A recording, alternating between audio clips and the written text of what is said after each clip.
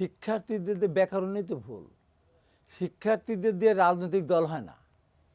শিক্ষার্থীদের ছাত্র রাজনীতি করার জন্য ছাত্র সংগঠন হতে পারে নাকি ভাই? শিক্ষকদের রাজনৈতিক দল হয়? উনি যেটা এই যে ধ্বংসের দিকে উনি নিয়ে যাচ্ছেন দেশটাকে। ছাত্ররা 18 বছর না 17 বছরে তারা ভোটার হতে চাচ্ছে, আর 17 বছর চিলড্রেন, 21 বছরে তারা এমপি করতে চায়। চিলড্রেনরা ভোটার হতে চাচ্ছে জোরাজোরি করে। তো 18 বছর তো আমাদের আছে সারা বিশ্বে, 18 বছর স্বীকৃত। 25 বছর হলো আপনার বয়স আমাদের দেশে। ওনার 21 বছর প্রস্তাবনা নিয়ে আসছে। কেউ কেউ আবার বলে, এটা মানতে চায় না, যে 18 বছরেই আমাদের এমপি মন্ত্রী হওয়ার মতো আমাদের সেই ব্যবস্থা করে দিতে হবে। তার মানে তাদের লেখাপড়ার দরকার নেই, আর লেখাপড়ার দরকার নাই, পুনর্মদকের কলেজে গেলেই হলো যে তারা ইলেকশন করবে, এমপি মন্ত্রী হবে, দেশ পরিচালনা করবে। মানুষের একটা বয়স হতে লাগে, জানাশোনা তো লাগে। এদিকে এত জ্ঞানী, এত জ্ঞানী এরা, সুপার পাওয়ার এরা, যে এত জ্ঞানী এরা হয়ে গেছে যে 17, 18, 22 বছর 25 বছর বয়সে বাংলাদেশকে সমস্ত কিছু এরা সব কিছুই এদের মাথার ভিতরে চলে আসছে। এই যে কথাগুলি, এবং ডক্টর ইউনূস সাহেব আজকে যে কথা বললেন, উনি পরিষ্কার করে আমরা বলতে চাই, আওয়ামী লীগের সব ছিল, তার লোক ছিল, তার প্রশাসন সব ছিল, শুধু নির্বাচনী ব্যবস্থাকে অসম্মান করার কারণে, নিজের গঠনতন্ত্রকে পদদলিত করার কারণে, নিজের গঠনতন্ত্র আছে একজন নির্বাচন করবে, একজন সহায়তা করবে, না করলে তার বিরুদ্ধে ব্যবস্থা নেবে, যদি বিদ্রোহী প্রার্থী হয় তাকে বহিষ্কার করবে। তা না করে ক্ষমতার দম্ভে তৎকালীন অবৈধ প্রধানমন্ত্রী তার দলীয় প্রার্থী নৌকা মার্কা প্রতীকের প্রার্থীর পক্ষে একদিকে ভোট চাচ্ছে, তার পাশেই তার দলের আরেকজন নেতা স্বতন্ত্র প্রার্থী ভোট চাচ্ছে। মনে করেছিল এই মনে হয় দুনিয়া, এর বাইরে আর কিছু নেই। স্বতন্ত্র জিতলেও সবগুলি এমপি আওয়ামী লীগের পক্ষে চলে গেল, লাঙ্গল মার্কাও আওয়ামী লীগ, সবই আওয়ামী লীগ, একাকার হয়ে গেছিল।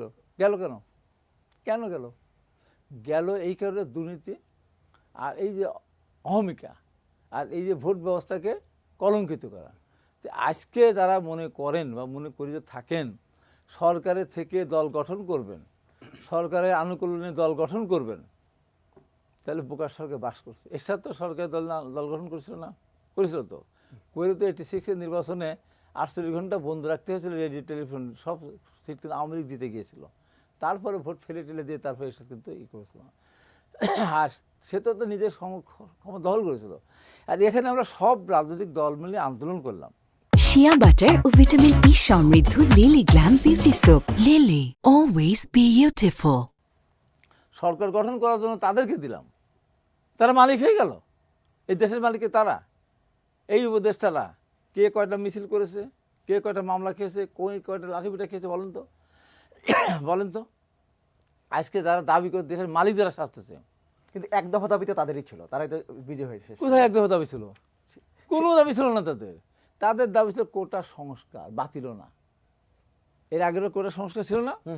যদি অহমিকা করে সরকার যদি 10%, 15% কোটা রেখে অহমিকা করে বাতিল না করে 10% রেখে বা 12% রেখে বা 15% রেখে সংস্কার করে দিত, ওই ছেলেরাকে রাস্তায় আসতো। আর সরকার ক্ষমতার দাপট দেখিয়ে ক্ষমতা বাতিল করে দিল, ছাত্রের ঘরে ফিরে গেছিল। এই যে 2024 সালের নির্বাচন হলো একদলীয়ভাবে, ওরা বলেছে আজকে সব সংস্কার করতে চাচ্ছে, সব বিচার করতে চাচ্ছে। এই 24 সালের আগে দেশে খুন করে নাই, আওয়ামী লীগরা খুন করে নাই, গুম করেনি, বিনা মানে দেশের এই যে গণ ধ্বংস করে নাই, বলেছে একদিন। এই আওয়ামী লীগ যদি তাদের এই যে বেনজির, আজিজ, মতিউর, আসাদ এই কাহিনী যদি সামনে না আসতো, তাহলে কোটা ফিরে আনতো না। শিক্ষার্থীরা বলছে যে বিএনপি এই 18 বছরে কি করেছে, তারা কি করলো? যদি কোটা যদি না ফেরত নিয়ে আসতো সরকার, কি করতো? তারা কি আসতো? আসতো না।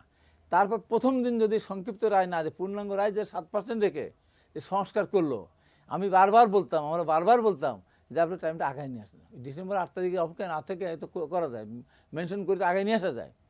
সরকার অহমিকা করে আনলো না, মনে করছে ছাত্র লীগকে দিয়ে পিটিয়ে ঘরে উঠিয়ে দেবো, আর বিএনপি টিএমডি আন্দোলন করে জেলখানা ঢুকিয়ে দিলে আন্দোলন সে এটা মনে করেছিল। যদি সেদিন 7% যদি পূর্ণাঙ্গ রায় যেটা দিল, সে 7% রেখে ছাত্রের ঘর বাচ্চা থাকতো, তারা তো জীবনে কল্পনাও করে নেই আজকে সংস্কার করার জীবনে কল্পনা করেছে যে তারা এই দেশে তারা কি সরকার পতন চেয়েছে? লাস্ট পর্যন্ত শেষে এসে তারা আসলো, আর আমরা তো প্রথম যাচ্ছি। এবং দেখেন সবচেয়ে কষ্টের এবং দুঃখের বিষয়, লজ্জার বিষয়, যে 6 জন ছাত্রকে ধরে নিয়ে গেল যখন হারুনারিতে ডিবি অফিসে, তারপর তাদেরকে দিয়ে জোর করে করালো, সিগনেচার করায় তাদের বিবৃতি কী বিবৃতি দিয়েছিল, আমরা এই আন্দোলন সংগ্রামের সাথে আর নেই, আমরা ভাঙচুর অগ্নিসংযোগ এই দায়িত্ব তো আমরা নেব না, আমরা সরকারের অর্থনৈতিক আন্দোলনের সাথে আমরা আর যাব না, বলো না? বাইরের থেকে কিছু তারা বললো সম্মেলনে যে না, এটা মানি না। আর সেদিন বিরোধী যে সমস্ত উকিলরা ছিল, মাহমুদুল খোকন সহ এরা তখন মাঠে নামলো, ছাত্রদের পাশে গেল, এই সাথে শিক্ষকেরা নেমে আসলো। এই হলো, তাহলে তো আন্দোলন ওই দিনই শেষ হয়ে যায়। এবং দেখেন কত আমাদের কষ্টই লাগে, এই সমস্ত ছাত্রদের গার্জিয়ানরা গেলেন, তারাও বললেন আমাদের ছেলেদেরকে ভালো খাওয়িয়েছে, ভালো রেখেছে, 70 গুণের ভালো খাওয়ায় ভালো রাখে। আমি বললাম, আমি ভিডিও ছাড়লাম যে এরশাদ 90 সালে আমাকে মন্ত্রী করতে চেয়েছে, টাকা দিতে চেয়ে, বাড়ি দিতে চেয়েছে, গাড়ি দিতে চেয়েছে, বিদেশ পাঠাতে চেয়েছে, খালি বলবো 5 মিনিটের জন্য। কোনো দিয়ে যখন রাজি হলাম না, তখন বলে যে বুলেট একটা আছে, তার ওইটা আমার পছন্দ দিয়েছে, ওইটা খেতে রাজি আছে, আমাকে যে কোনো ফেলে দিতে পারতো। আমি তো এর সাথে হাতে আটক ছিলাম না, এরা তো আটক ছিল, এটা তো ডিবি অফিস ছিল, সারা বিশ্ববাসী দেখেছে, সারা বাংলাদেশ দেখেছে, সারা মানুষ দেখেছে, সারা আত্মীয়স্বজন দেখেছে। আমি বললাম, আমি বলেছি তো, ভিডিওটা আসবে সামনে দেখবেন, আবার ছাড়বো আমি, যে তোমাদের একটা আঙ্গুল কেন, একটা আঙ্গুলের এই নখ কাটার ক্ষমতা এই সরকারের ছিল না, নাই। তোমাদের মেরে ফেলা তো দূরের কথা, আঙ্গুল কেটে দেওয়া দূরে, কেন সিগনেচার করলে? এটা তোমাদের কারণে এই যে এতগুলি শিশু, এতগুলি মারা গেল, তাদের রক্তের কি কোনো তোমার জীবনের মূল্য আছে, তাদের জীবনের মূল্য নাই?